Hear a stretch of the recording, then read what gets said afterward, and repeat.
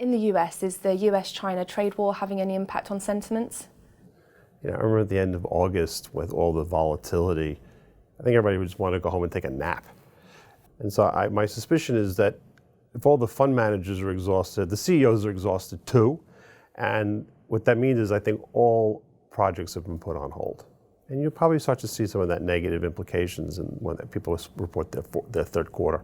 So it would be negative for stock markets? Yeah, I think the third quarter is going to be brutal for industrial companies. And what we're having now is, if you look at the PMIs, which is the surveys done of CEOs, there's the manufacturing PMI and then there's the servicing PMI. Both are down significantly, but the manufacturing PMI is below 50 in the United States. It's actually below 50 as far as I can tell for every country on the planet.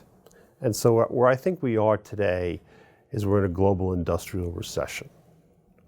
There have been two like this before in the last 10 years, and they never caused a recession. And so the real question that people should be asking is this one different, and is that going to lead to a global recession or not? And I don't have a strong feeling one way or the other, but certainly the data points that you'll get when people report their third quarter numbers, I think are going to be quite negative. Are there any winners to the US-China trade war? Well, if they all reach a deal, then there's a winner.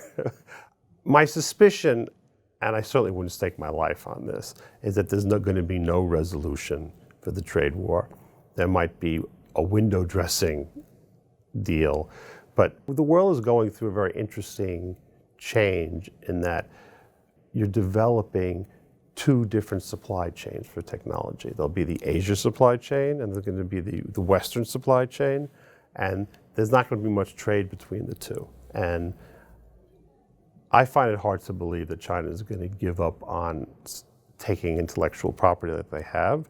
And so there's not really any deal to do. They might call a truce. That's about the best you're going to get.